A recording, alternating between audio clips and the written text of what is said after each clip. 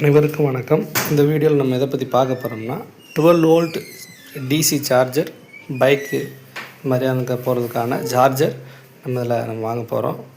அதுக்கு தேவையான பொருட்கள் என்னென்னு பார்த்துடலாம்.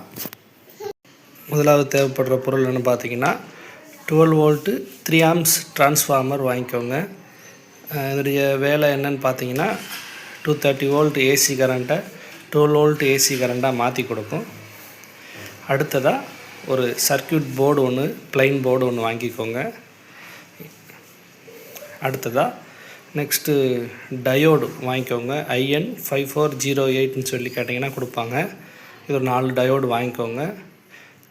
இதோடைய வேலை என்னென்னா ஏசி கரண்ட்டை டிசி கரண்ட்டாக மாற்றி கொடுக்கும். அடுத்ததாக கெப்பாசிட்டர் 4700 மைக்ரோஃபேரடில் 25 வோல்ட் உள்ளது வாங்கிக்கோங்க. அடுத்ததாக ரெசிஸ்டர் பார்த்திங்கன்னா 1K ரெசிஸ்டர் ஒன்று வாங்கிக்கோங்க.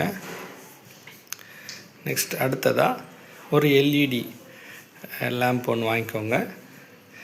அடுத்ததாக க்ரொக்கடைல் கிளாம்ப் 2 வாங்கிக்கோங்க.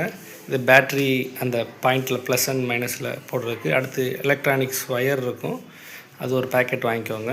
அடுத்ததாக soldering paste, soldering iron, soldering rod எடுத்து வச்சுக்கோங்க. அது போக க்ளூ கன் நம்ம அதில் ஒட்டுறதுக்காக அது ஒன்று வாங்கி வச்சுருக்குறோம். இது குறைஞ்ச செலவு தான் வரும். இது நம்ம எப்படி செய்யலான்றது அடுத்த வீடியோவில் பார்க்கலாம்.